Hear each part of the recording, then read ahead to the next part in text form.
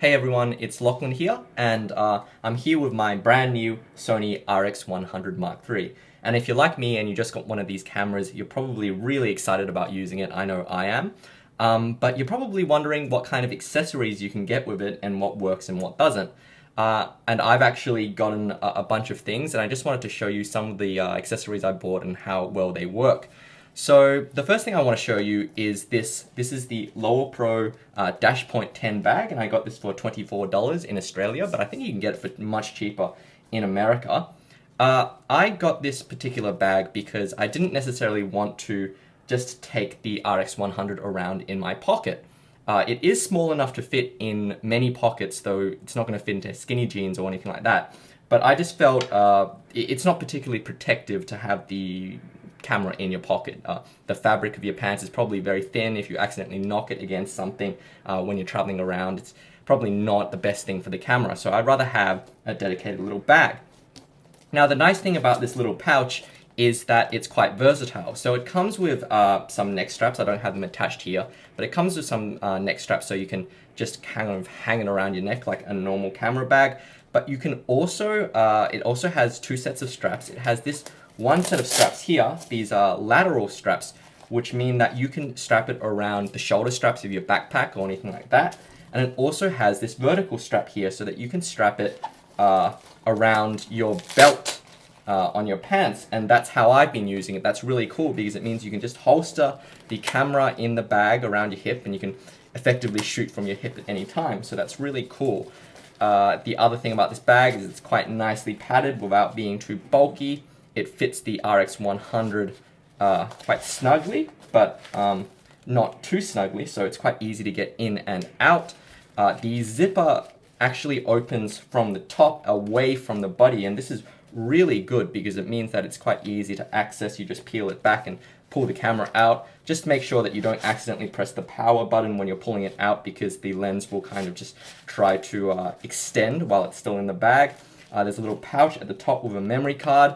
So yeah, and then you can just zip it up when you're done with it. I leave the wrist strap hanging out because it's just a little bit fussy to try and get back in, and if you're going to do that quite often, it's probably not the best thing. But I tried this out last night at a party. I just had it hanging at my side the whole night.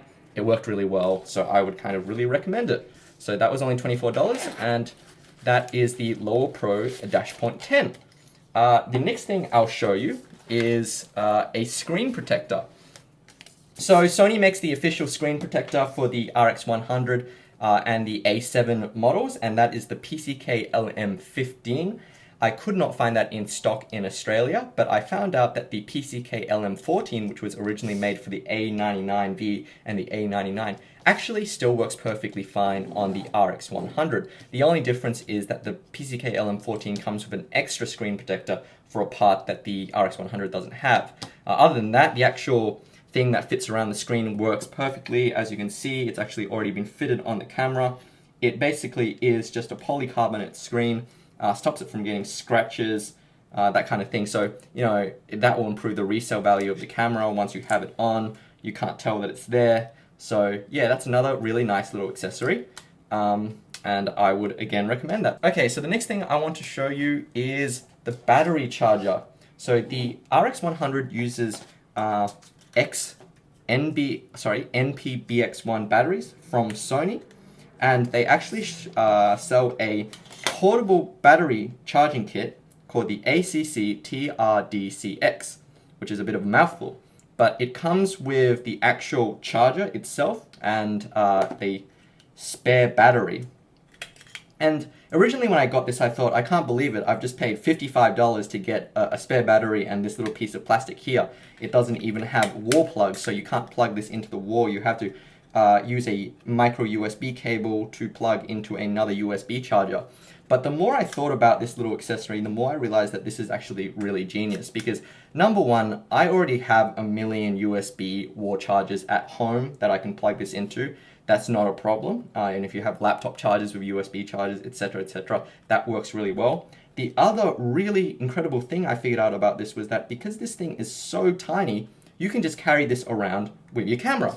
And if you have something like a portable battery charger, like I do, because we live in the crazy 21st century now where everyone just carries around an extra portable battery with them. So you can actually connect one of these things with a micro USB cable into this charger, and you can charge this secondary spare battery in your bag while your main one is in the camera, and you can just kind of swap them out on the field, and that's really cool. And you wouldn't be able to do that if you had to rely on access to a wall outlet. So I'm actually pretty impressed with this little thing. So yeah, again, I would recommend it. It cost me $55. Again, you could maybe get it cheaper, I'm not sure. But yeah, that's pretty cool. The last thing I want to show you is a tripod, and I didn't actually get this tripod with the RX100. I actually got it much earlier. This is the Manfrotto PIXI. I've actually used this for quite some time now, and I really, really like it. I think it's a really versatile little tripod because it's not only just a tripod that you just connect to your camera with this, the standard tripod mount here. It doubles as a carrying handle because it gives you quite a nice grip on the camera, which means you can get more of a stable fit. It's quite easy to adjust when you just press the button. You can get stiff sometimes if you get a little anything inside the actual turning mechanism, but as long as you keep it clean, it works reasonably well. The other nice thing is that if you kind of deploy all the legs and you hold your camera like that, this thing actually acts as a counterweight. It acts as a dampener, so you can actually get slightly more stabilized shots, which is really good if you're shooting video. And of course, it doubles as a simple little tripod. So I actually like carrying this thing around in the backpack that I usually go around with. I know some people like those Gorilla Pods that let you kind of attach them to any sort of thing anywhere, but I actually find them a little fussy compared to this thing, which is pretty much set up and forget. So, that's really awesome.